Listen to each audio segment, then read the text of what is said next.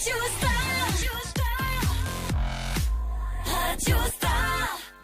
Puissance Production.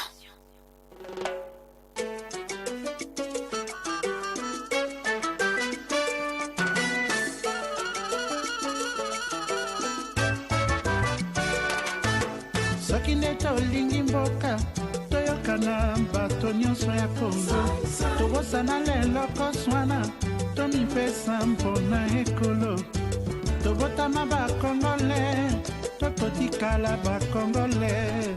Bon après-midi à tous et à toutes, partout là où vous êtes en train de nous suivre. Nous accueillons dans l'émission Ma Vision pour le Congo, une émission qui vous arrive chaque jeudi à partir de 16h, c'est jusqu'à 16h45. À la présentation, je suis Séraphin Mongane. La technique est assurée par celui qu'on appelle David Moucharamina.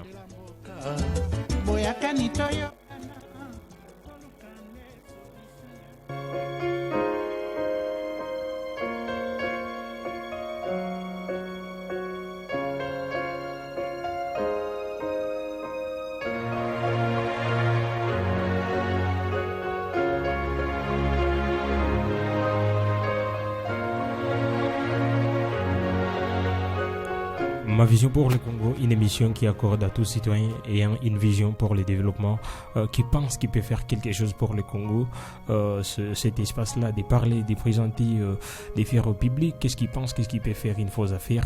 Et c'est là l'objectif de cette émission. Et sans plus tarder, laissez-moi vous présenter nos invités avec qui nous aurons partagé ces numéros d'aujourd'hui. Je suis pas seul dans ce studio, je suis avec celui qu'on appelle Chancelier Muchindi, mais aussi nous sommes avec Jean-Paul Takosson, là les deux qu'on aura à voir dans ce numéro d'aujourd'hui.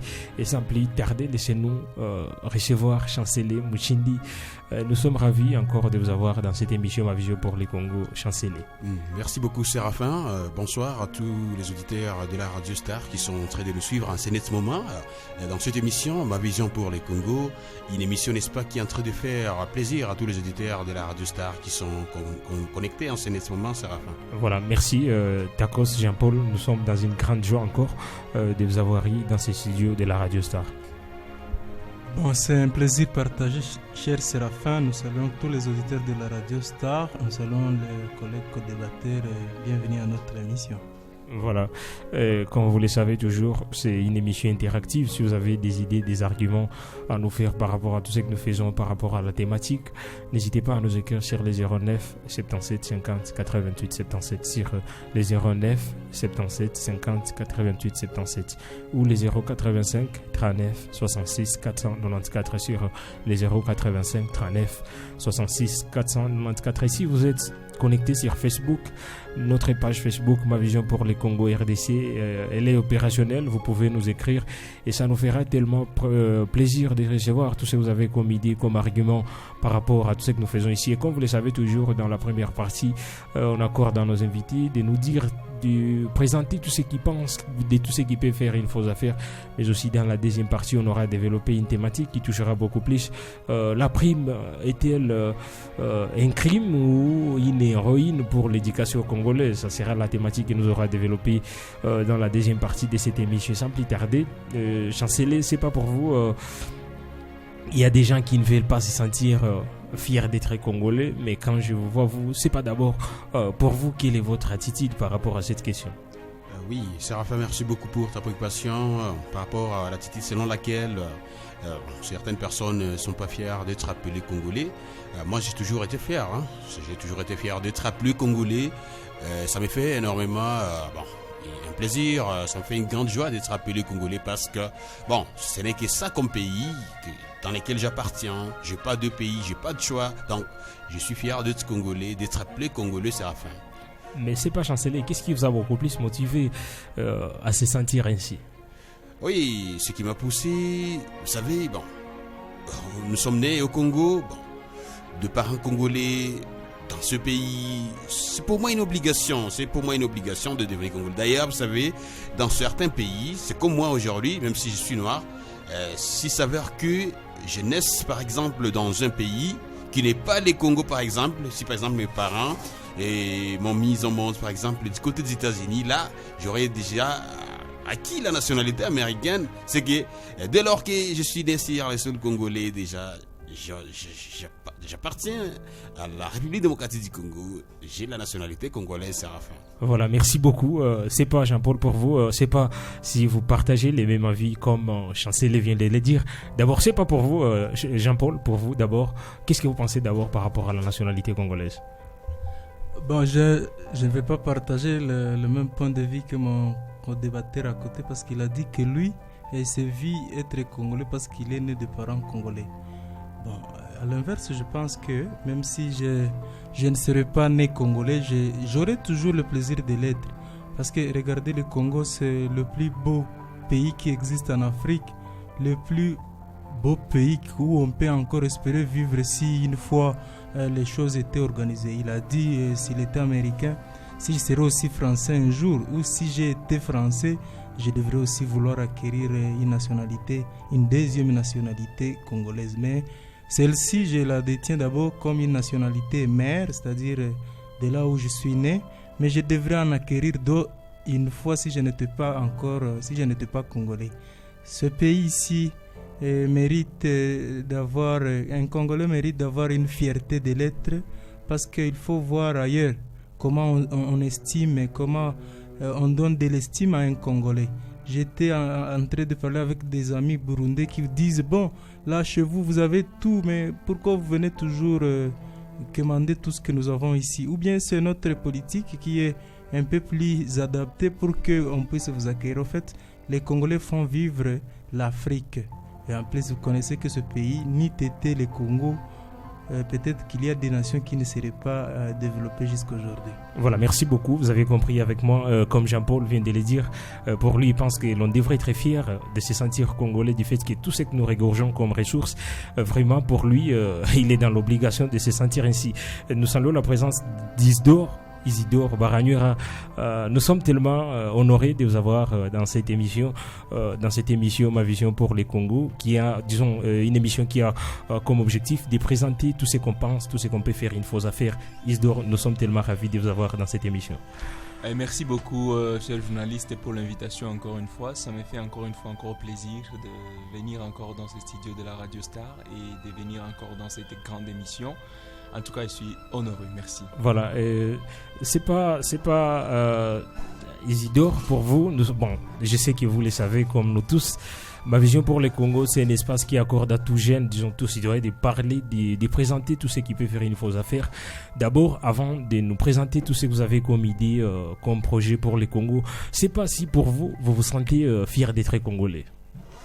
Se sentir fier d'être congolais devrait d'abord venir de tout ce qu'on reçoit de son pays. Ouais. La fierté de la nationalité vient évidemment par le fait que tu bénéficies de beaucoup de choses de ton pays. Par exemple, tu étudies gratuitement, tu as les soins de santé gratuits, tu as la paix, tu as la sécurité.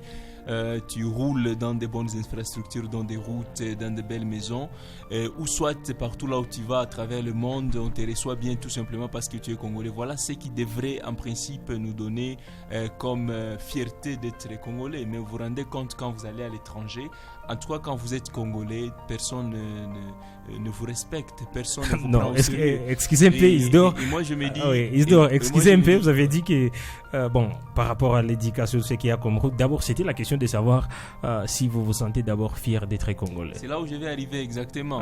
Donc, ce que je voulais dire, en effet, que tout ce que je suis en train de dire, on ne le reçoit pas dans notre pays. Et à un certain moment, on s'est dit pourquoi je dois avoir été né congolais. Parfois, ça fait mal.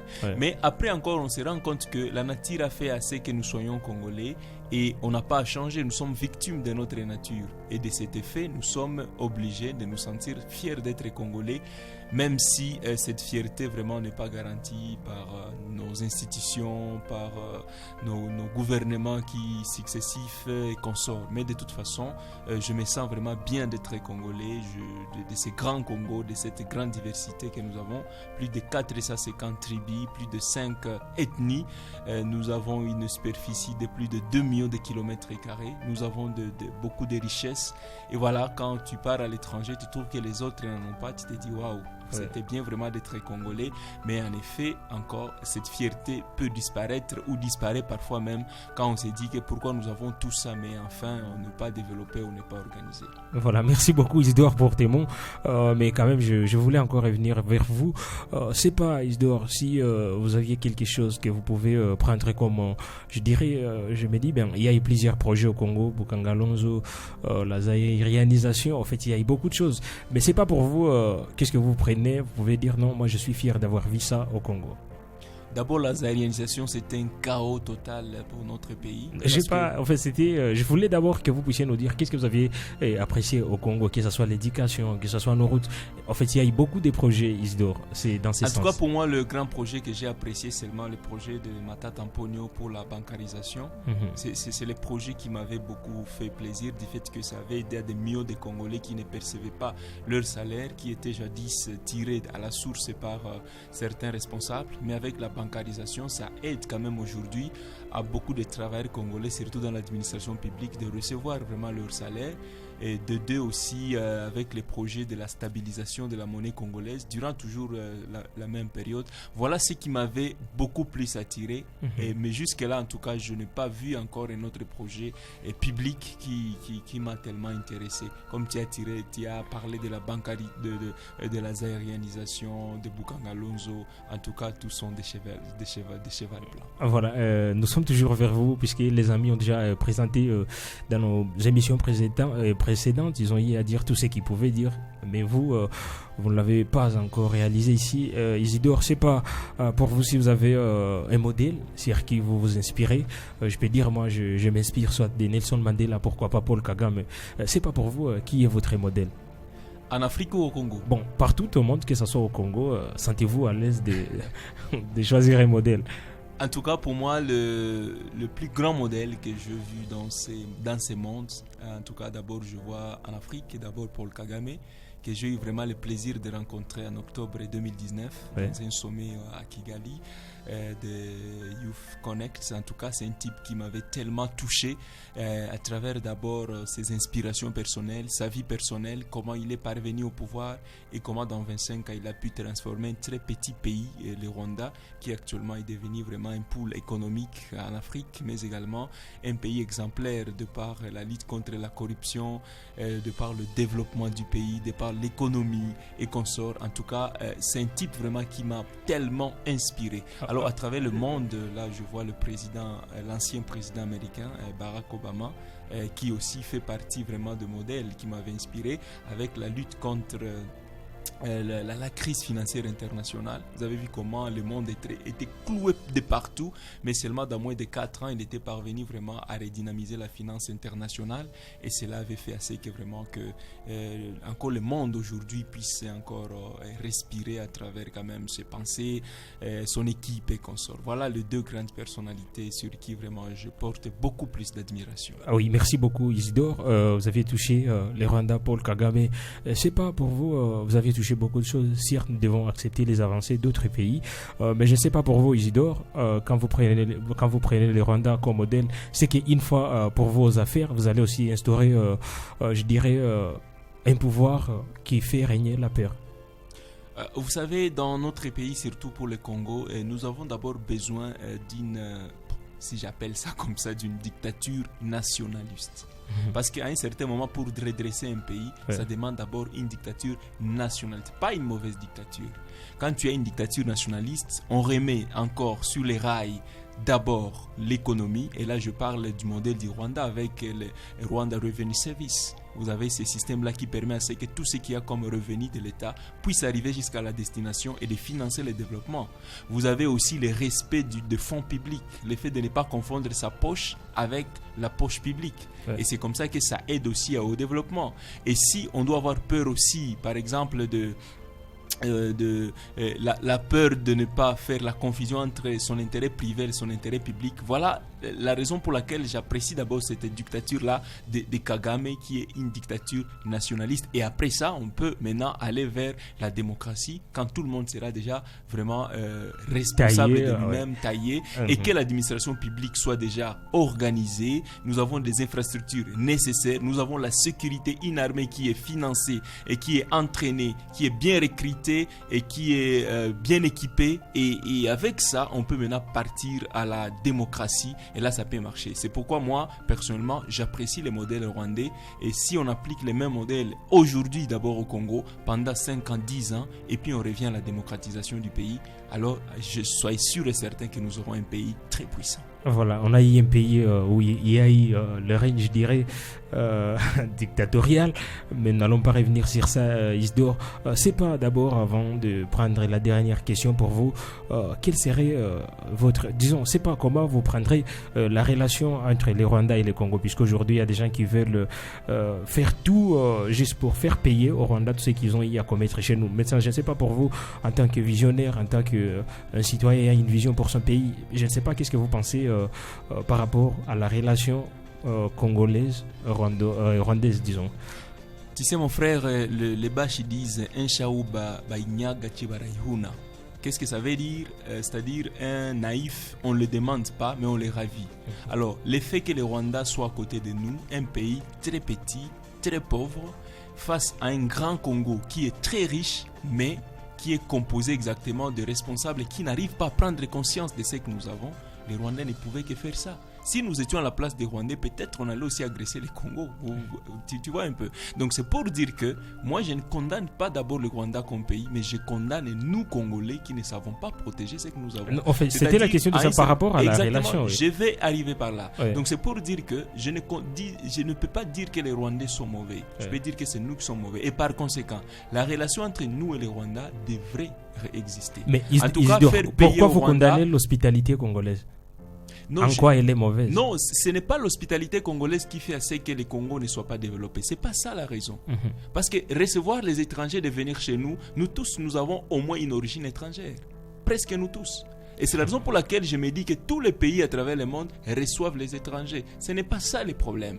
Mais le problème en est que c'est comme par exemple nous avons reçu les Interam. Ouais. Le fait de les avoir reçus, mais en les laissant avec les armes, voilà ce qui a fait à ce que un danger pour les pays. Ouais. Mais si on les avait reçus et puis on les désarme, on les sécurise davantage et que le pays puisse avoir une armée forte, digne et une sécurité bien organisée, il n'allait pas nous faire du mal aujourd'hui. Donc vous comprenez combien de fois que la responsabilité incombe encore à nous. Donc la relation entre les Congo et les Rwanda pour moi devrait exister. Nous sommes des voisins et nous sommes des voisins éternels et nous vivrons toujours ensemble et avec les mêmes frontières. Nous n'allons pas nous séparer. C'est la raison pour laquelle la relation pour moi doit vraiment exister. Et parfaite. Voilà. La dernière question, Isidore. Vous n'avez pas présenté votre vision et c'est la dernière question. Je sais qu'au Congo, comme vous venez de le dire, c'est un chantier vraiment. Nous sommes, d'ailleurs, j'ai du mal à dire que nous sommes dans un chantier. Il faut d'abord se poser la question s'il y a un plan qu'on va exécuter. Et c'est pas maintenant pour vous, Isidore, une fausse affaire. Dans une minute, c'est pas quelles seraient vos questions prioritaires pour la RDC? En tout cas, merci. C'est une très belle question, mon frère.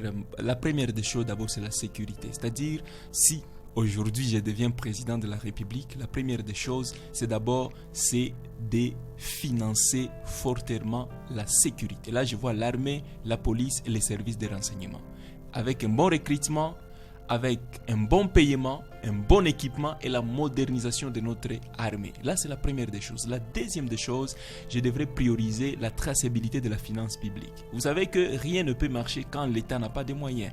Par conséquent, je vous ai dit que j'allais copier le modèle rwandais des Rwanda Revenue Service. Au lieu d'avoir DGI, DGRAD, DPMR et consorts, beaucoup de services financiers, je vais créer un seul service financier où les gens ne toucheront plus l'argent, mais ils vont travailler avec des papiers seulement. C'est-à-dire, même si tu as une contravention, tu es chauffeur et consort, tu dois payer les impôts, la taxe. Même une maman qui vend des beignets en cours de route, pour payer sa taxe, il doit aller à la banque pour déposer. On lui donne un bordereau de versement et c'est ça ce qu'il aide comme reçu, pas à mettre l'argent dans les mains des gens. Et là, ça permet à ce que l'État va avoir la totalité de moyens nécessaires pour travailler.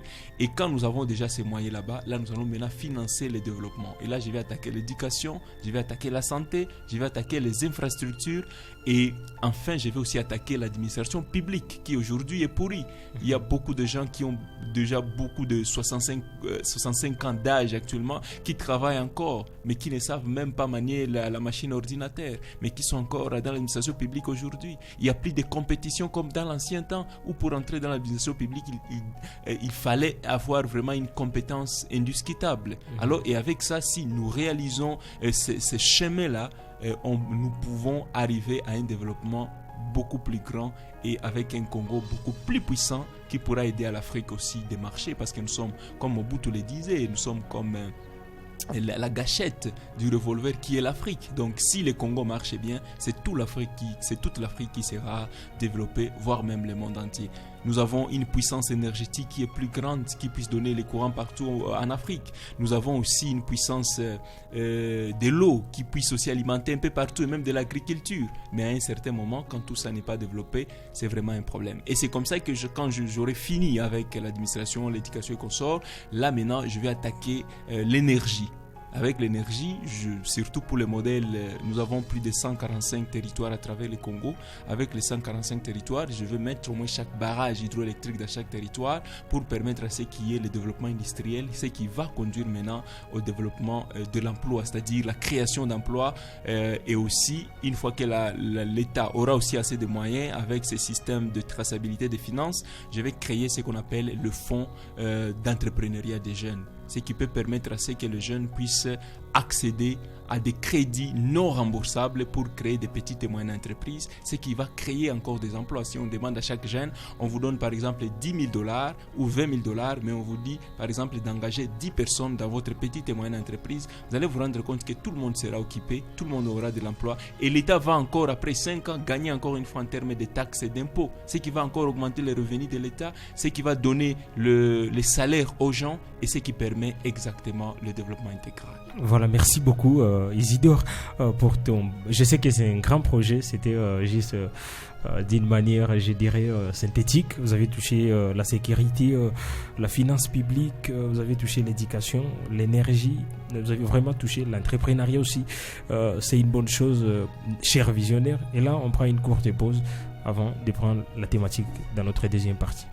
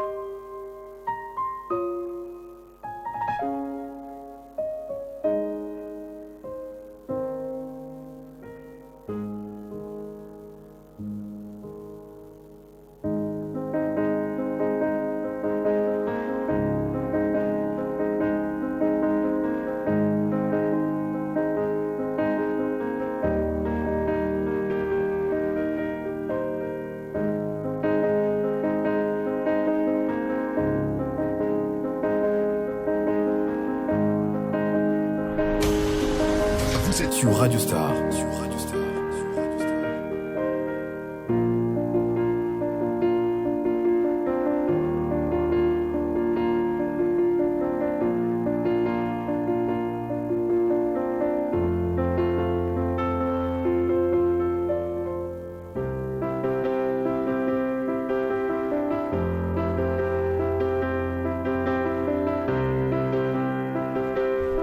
Et voilà, nous voici de retour sur ces plateaux, juste pour commencer avec la deuxième partie de cette émission. Comme je l'avais déjà annoncé, dans la deuxième partie, on aura développé la thématique qui touche beaucoup plus la prime.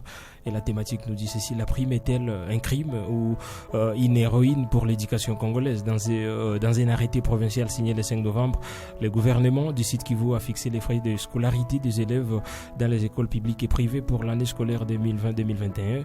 La vulgarisation de cet arrêté provincial a eu lieu mardi 9 novembre au cours d'une rencontre initiée par le ministre provincial de l'EPST Geneviève Mizumbi avec les membres du comité provincial de l'éducation. Cet arrêté du gouverneur prévoit les frais suivants: 30 000 francs en raison de $15 par élève pour l'enseignement maternel, 120 000 francs soit $60 pour l'enseignement secondaire et humanité, mais aussi 150 000 francs, disons $75 pour l'enseignement technique. Plusieurs analystes pensent que ces frais ne peuvent pas supporter l'éducation qui est en danger du fait qu'il y a un bon nombre d'enseignants qui ne sont pas payés, mais aussi pour les écoles organisant les sections techniques, les élèves n'auront pas de matériel. D'autres disent que l'application de cet article qui concerne l'enseignement des bases devrait d'abord être gratuit sans demander quelque chose aux parents. Mais aussi, un autre groupe dit que la prime est un crime du fait que les gestionnaires ne pensent plus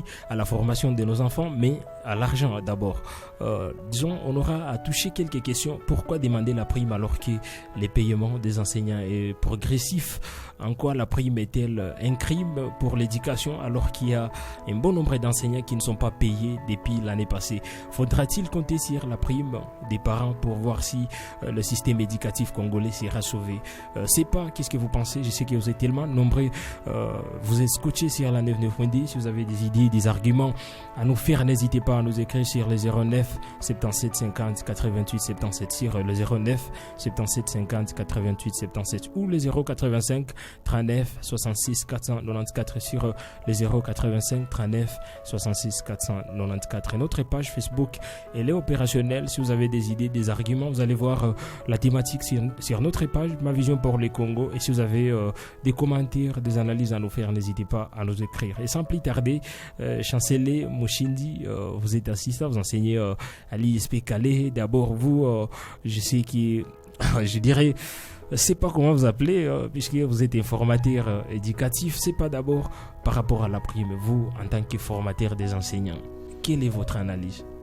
Oui, Séraphin, merci beaucoup pour ta préoccupation. Oui, par rapport à la prime, bon, je viendrai d'abord partir de la loi suprême du pays, qui est la Constitution. La Constitution, Séraphin, il l'ignore d'abord. Je parlais de la prime, parce que c'est quand même jusque-là, ça porte équivoque la prime quand vous parlez de la prime. Oui, la prime, c'est d'abord, parlons au niveau du primaire. Et qu'est-ce que la Constitution nous dit au niveau du primaire? La Constitution dit que l'éducation primaire est gratuite sur toute l'étendue du territoire national. Mais chose surprenante, parce que pendant un moment, pendant les règnes de certains présidents, je parle de Mobutu, à l'instar de Mobutu, la prime au niveau primaire n'existait pas, Séraphin. Mais après un temps, cette prime est revenue. Alors moi, je me demande si la Constitution, elle est là, elle est claire. Alors pourquoi les Congolais ne respectent pas les textes? Si aujourd'hui, l'année passée, je me dis, l'année passée, on a eu beaucoup de problèmes par rapport à l'éducation dans notre pays. En tout cas, on a tout suivi ce qui s'est passé dans notre pays avec ces histoires de la gratuité, c'est pas moi quoi. Les enfants, nos enfants ont trop souffert. Alors, on ne veut pas que ces enfants souffrent encore une fois cette année.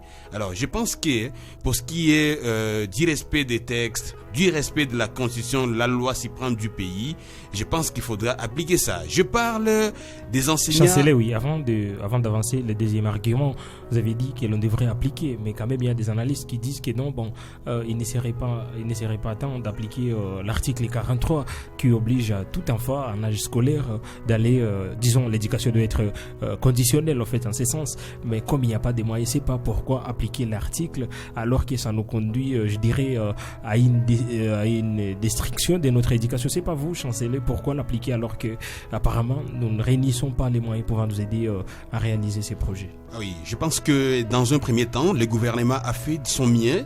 Et j'ai appris que le mois dernier, il y a eu plus de 58 000 enseignants NUI qui ont été, n'est-ce pas, reconnus par les gouvernements congolais, n'est-ce pas? Alors, je pense que c'est quelque chose qu'il faut d'abord louer. J'ai vu l'arrêté du gouverneur. Cet arrêté-là dit que, bon, les enseignants NI, par rapport aux frais qui seront payés, demandés par certains chefs d'établissement d'enseignement dans cette province, n'est-ce pas, ces NI seront aussi pris en charge par les parents en attendant que le gouvernement fasse quelque chose. Moi, je me dis, d'abord au niveau de primaire, moi-même, je n'ai pas été du tout content, je n'ai pas été satisfait par rapport à la mesure de la gratuité parce que l'année passée, par exemple, je ne sais pas si nos élèves, nos enfants ont atteint les 60% au moins d'une bonne éducation, d'une bonne formation que ceci devrait nécessairement avoir. Mais la prime pour moi n'est pas un crime. Et la prime aussi c'est un crime. La prime c'est d'abord un crime pour nous parce que vous savez le contexte dans lequel le pays marche. Les parents, la pauvreté, on n'a pas de quoi manger. Alors, vous dites aux enfants, allez à l'école. Les enfants partent, c'est pas du primaire. Ils n'ont pas même de chaussures, ils n'ont pas de cahier. Mais ils vont d'abord, ils n'ont pas à manger. Les parents, pour qu'ils trouvent seulement cette petite prime-là, bon, ça fait, ils peuvent même terminer plus de 2 mois. Ils se sacrifient, ils ne mangent rien pour qu'ils trouvent cette prime. Vous voyez ça? C'est pourquoi j'ai dit d'abord, au niveau du primaire, c'est un crime.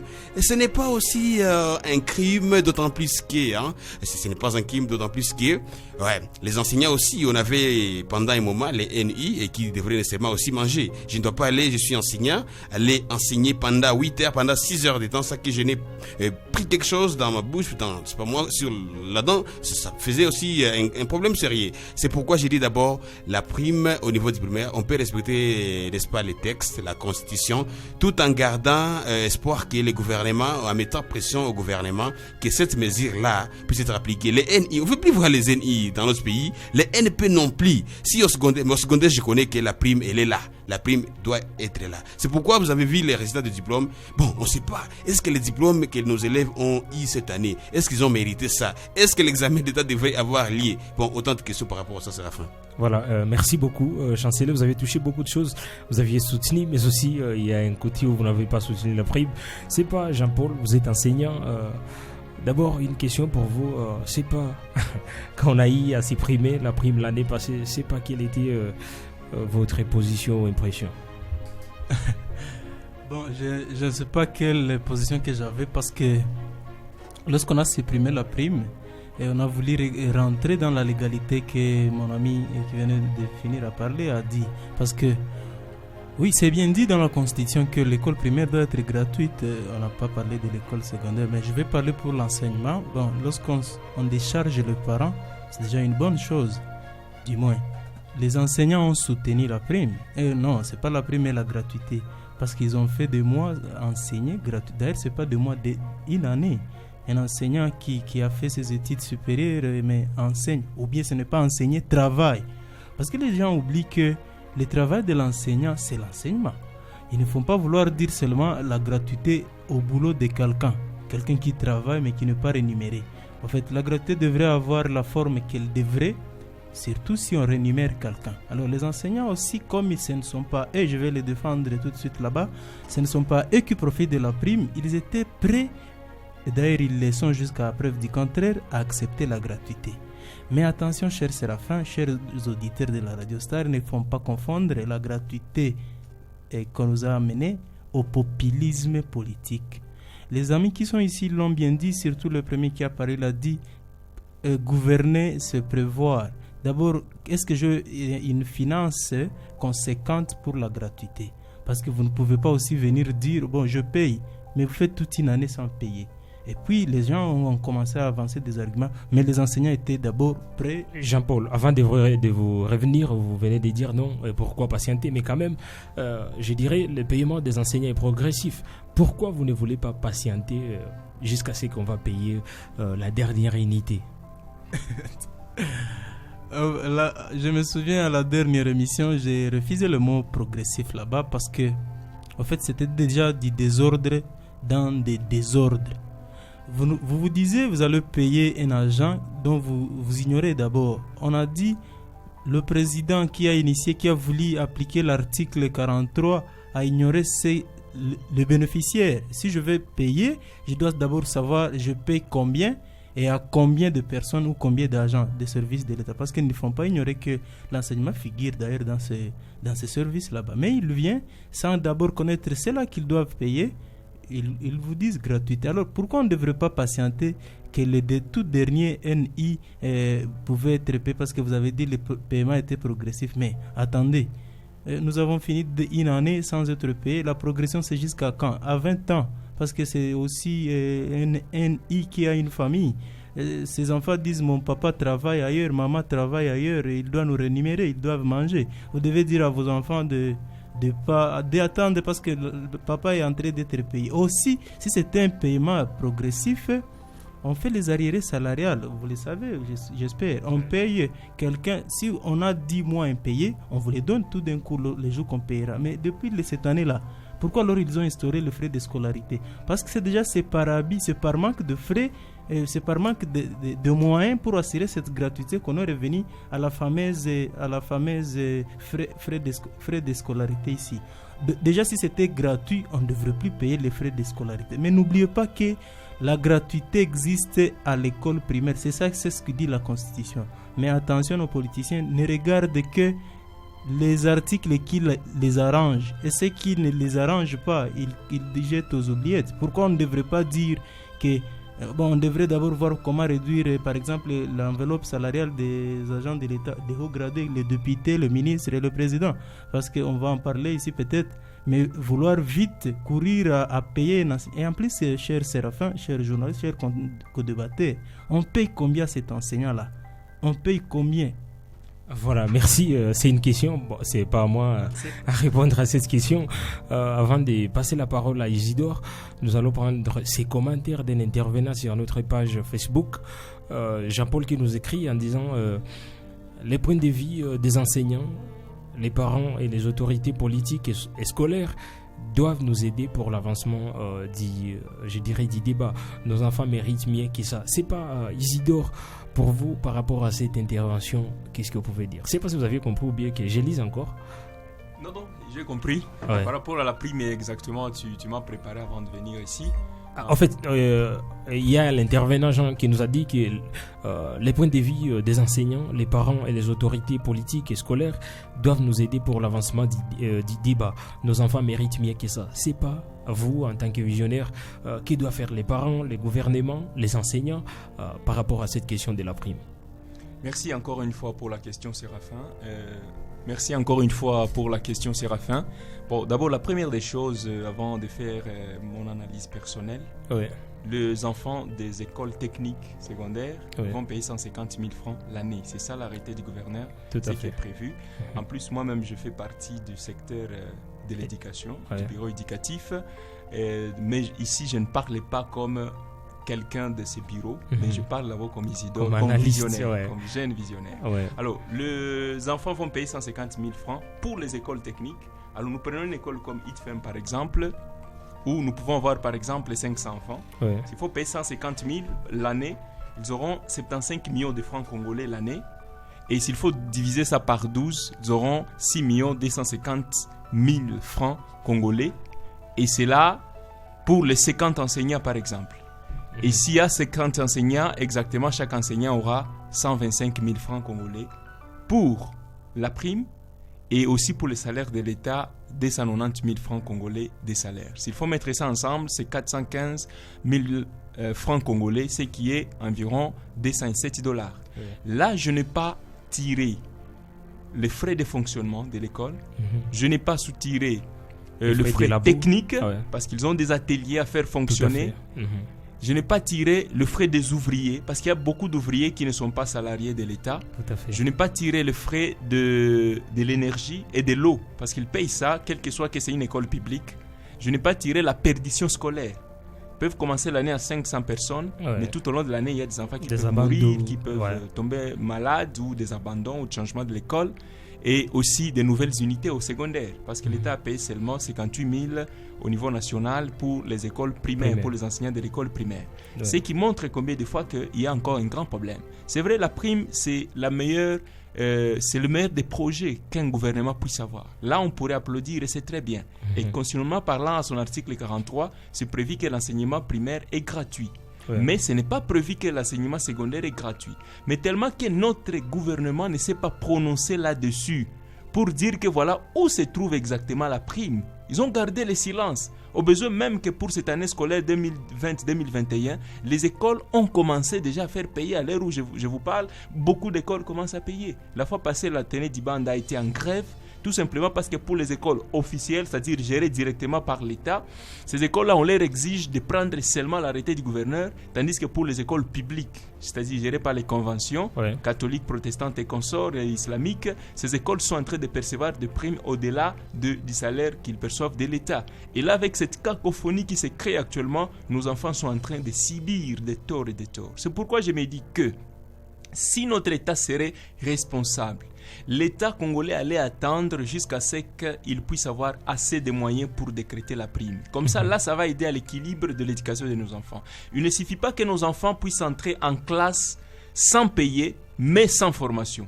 Vaut mieux encore payer et avec la formation, c'est mieux. Nous tous, nous avons étudié depuis l'école maternelle jusqu'à l'université. Nous avons payé, nos parents ont payé. C'est vrai, ce n'est pas bon.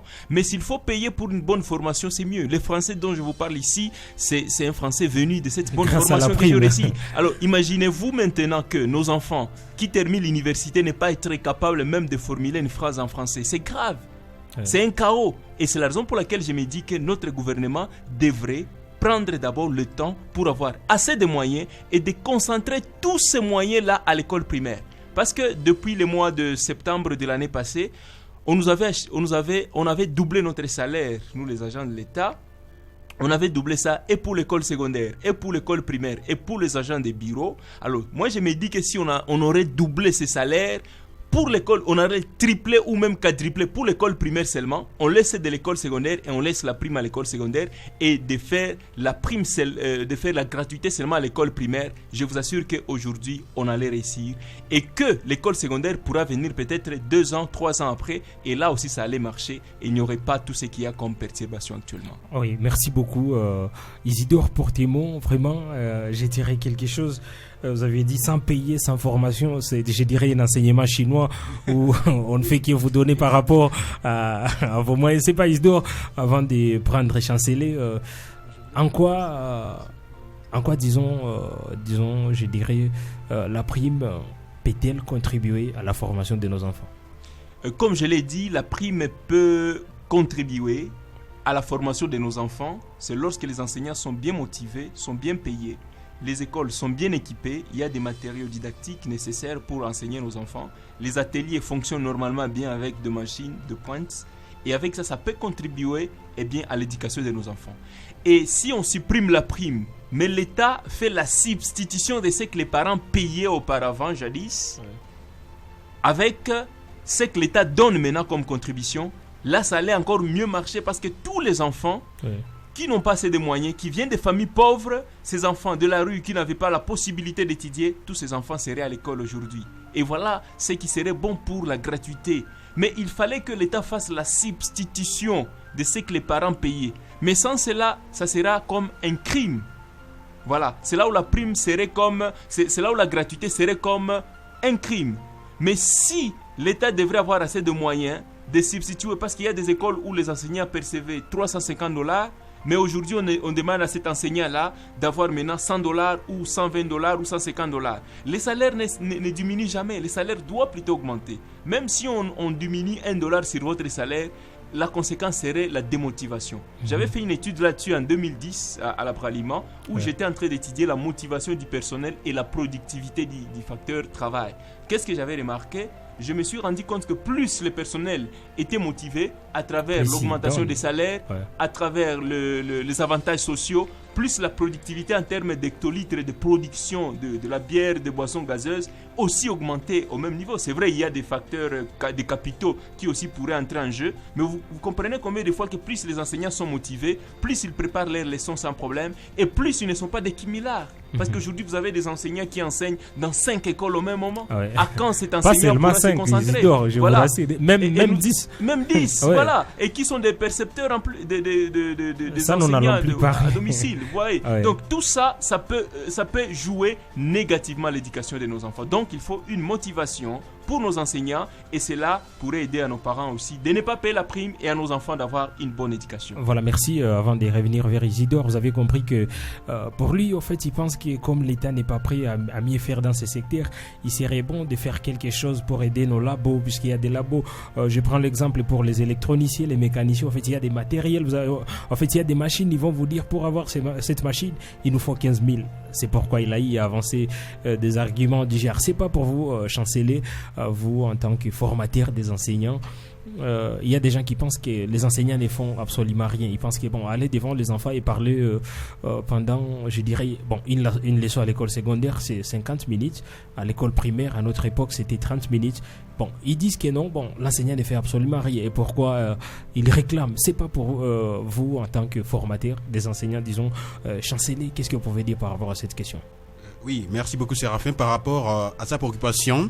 Je reviens un peu en arrêt par rapport à ce que mon confrère Isidore était en train de dire par rapport à cette prime. Vous savez, la prime, il dit que si l'État parvenait à faire la substitution, c'est-à-dire donc cette prime-là que le parent donnait aux enseignants, l'État comble tout ça et supporte ces enseignants-là. Maintenant, on pourrait dire que les enseignants devaient être, n'est-ce pas, dans de bonnes conditions de vie. Oui, l'école primaire étant une base, évidemment, l'État congolais devrait nécessairement s'y appliquer efficacement afin que, parce qu'aujourd'hui, s'il y a, n'est-ce pas, légèreté au niveau de la formation à l'école primaire, c'est pourquoi nous avons les mauvais fruits qui puissent exister aujourd'hui à l'université, les mauvais fruits qui puissent exister aux écoles secondaires, c'est parce que la base, imaginez-vous une maison qui n'a pas eu une bonne fondation, cette maison-là ne tardera pas, n'est-ce pas, à s'écrouler.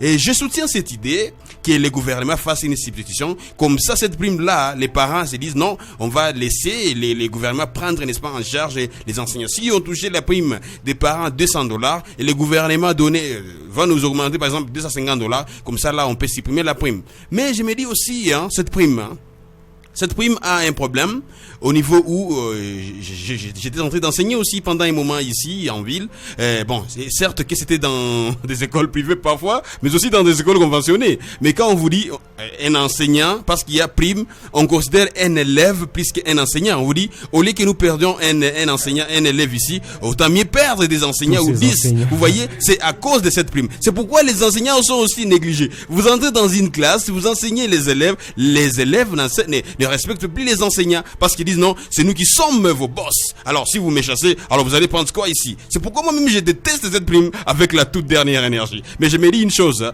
d'abord à la base, au niveau de l'école primaire, que le gouvernement fasse de son mieux pour, n'est-ce pas, mettre de moyens conséquents à ces enseignants, leur permettant, n'est-ce pas, de bien travailler et que les fruits ici de l'école primaire puissent, n'est-ce pas, être des fruits là un peu mûrs, des fruits qui vont, n'est-ce pas, permettre l'avancement, n'est-ce pas, de notre système éducatif. Et vous avez parlé... Oui, c'était en fait une question de savoir. En fait, il y a des gens qui disent non, l'enseignant ne fait rien, absolument. En fait, aller devant les élèves et parler, mais comment ils réclament ces enseignants? C'était ça la question, chancelier. Celui qui peut dire ça, c'est qu'il ne sait pas comment marche le système éducatif, comment marche l'enseignement. Les enseignants, je vous jure, ils travaillent très très très dur. Alors, la vie des enseignants, la préparation, se mettre là pendant 50 minutes, vous pensez que c'est lui qui ne maîtrise pas ce système-là peut dire non, les enseignants ne font rien, mais il faut savoir qu'est-ce qu'ils font. Il y a des préparations, il y a les journaux, c'est pas moi, il y a beaucoup de choses. Les enseignants travaillent suffisamment. Un enseignant ne peut pas dormir sans qu'il n'ait fait la préparation. Un enseignant ne peut pas dormir sans qu'il n'ait journalisé ses leçons. Vous voyez autant de choses. C'est pas moi vous interroger. Les enseignants souffrent, ils travaillent. Les 50 minutes là, c'est pas fait pour n'importe qui.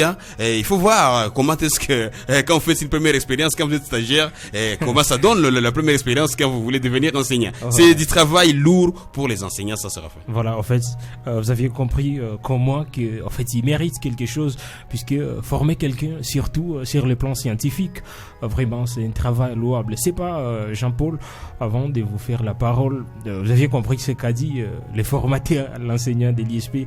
Pour lui, il pense en fait, on doit préparer. Mais il y a un enseignant qui m'a dit, Jean-Paul, avant de vous faire la parole, que la dernière fois qu'il a eu à préparer ses leçons, c'était en 2019 quand on payait encore la prime. Mais aujourd'hui, il a eu à mettre tout à côté. Mais Jean-Paul, je prends cette intervention de Denis qui nous écrit sur notre page. Il dit ceci: je pense que pour sauver l'éducation de nos enfants, nous n'allons plus compter sur l'État qui a trompé les enseignants depuis avril jusqu'à aujourd'hui. Presque tous ces politiciens, leurs enfants étudient ailleurs et ils payent pour eux très cher. Soyons vigilants et surtout même qu'ils sont en train de promouvoir leurs enfants comme si nous sommes déjà dans une anarchie, tout en bafouant l'éducation des nôtres. Cet arrêté est une distraction et le gouverneur voulait satisfaire les besoins de certains qui l'attaquaient déjà. Pourquoi en province, les autorités provinciales ne veulent pas accompagner la gratuité en ajoutant aux enseignants quelque chose? C'est pas une question pour vous, Jean-Paul.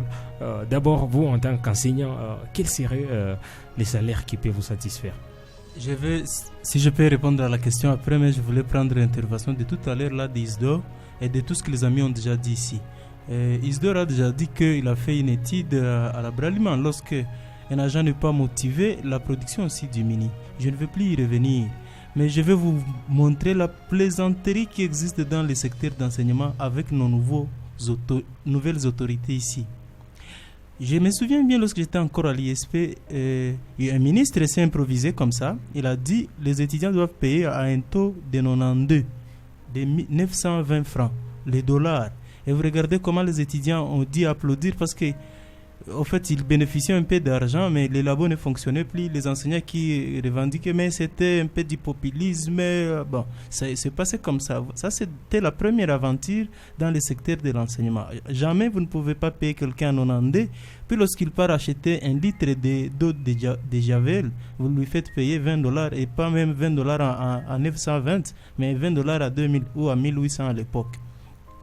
La deuxième aventure, le président dit gratuité de l'enseignement. C'était vraiment un chantage. Je m'excuse de le dire, surtout que notre co-débatteur ici qui travaille au niveau du secteur éducatif, il l'a bien dit.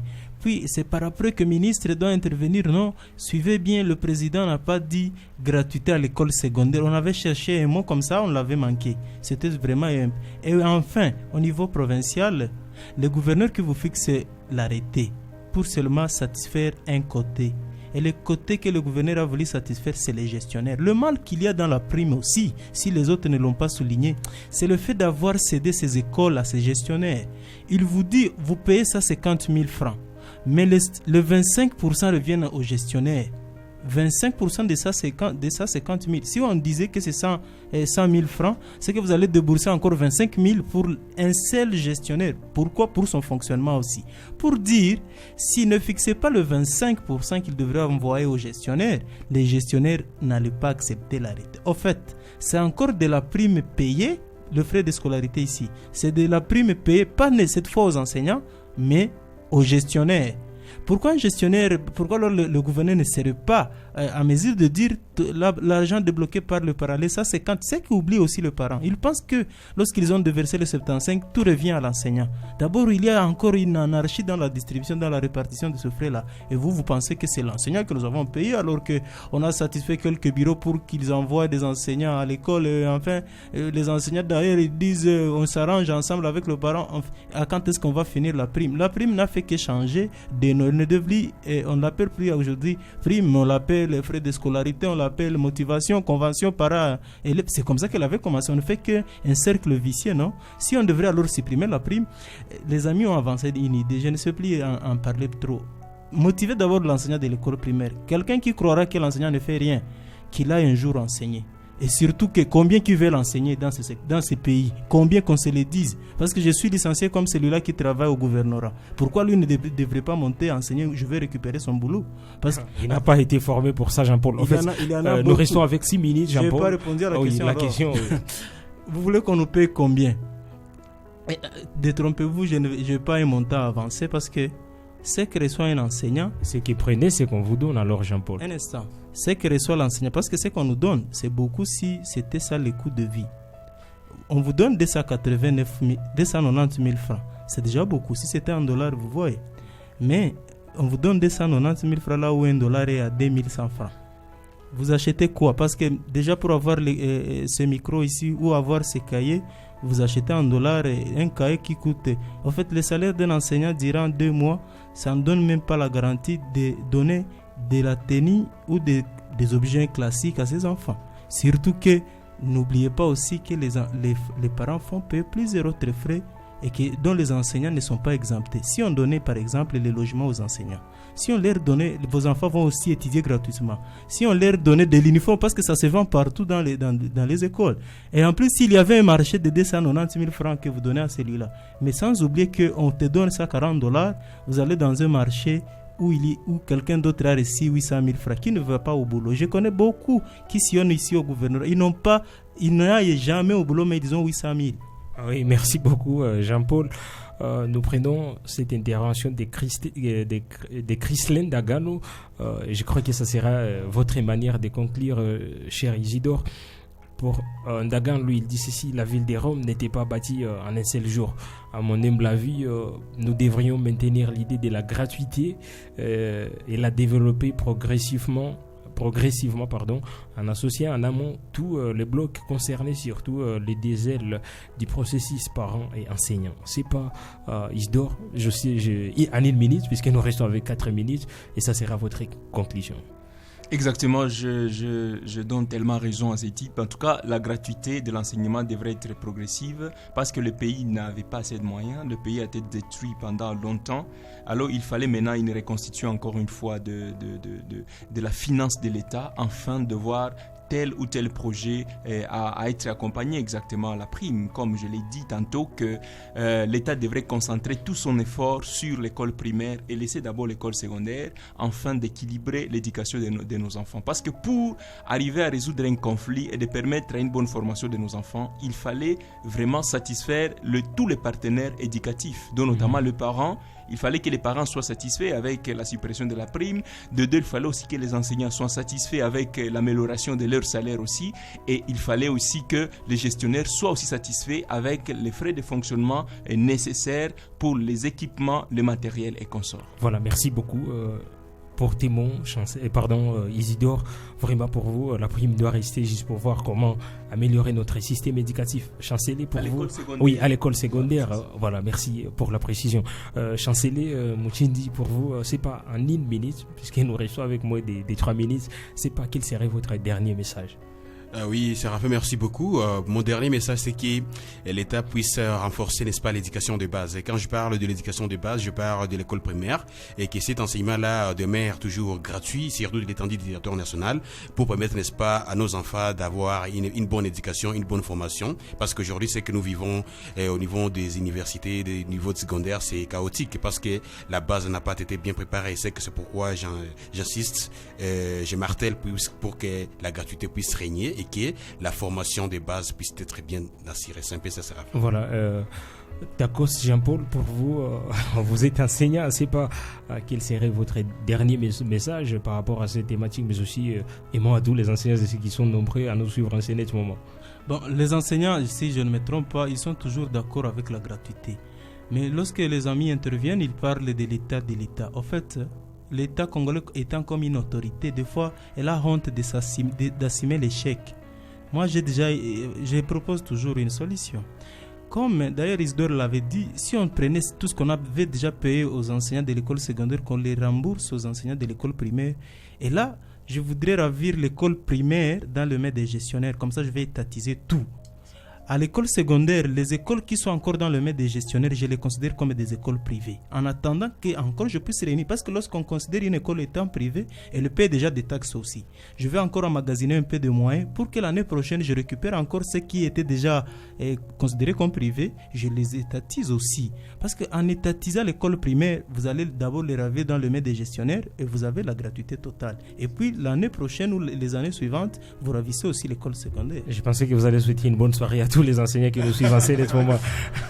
Voilà, Isidore, ça a été un plaisir pour moi de vous avoir dans cette émission Ma Vision pour le Congo. Merci encore une fois pour l'invitation et aussi goodbye à tous les auditeurs qui nous ont suivis à ce net moment. Merci Isidore, chancelier, vraiment je suis tellement ravi de vous avoir eu dans ce studio de la 99.2. Merci beaucoup Séraphin, le plaisir est partagé. Un clin d'œil à tous les auditeurs qui sont en train de nous suivre en ce moment. Voilà, Jean-Paul. Je vais rattraper mon retard. Bon, je souhaite aux auditeurs de la Radio Star une bonne soirée, surtout aussi spécialement aux enseignants et aux enfants et enfin aux parents. Voilà, nous voici au terme de ce numéro d'aujourd'hui qui vous a été présenté par Séraphin Mongane et mon nom. La technique est assurée par celui qu'on appelle David Moucharamin.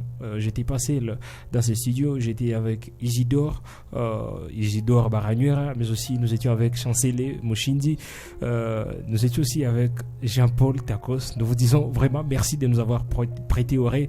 Nous vous disons bye et à la prochaine.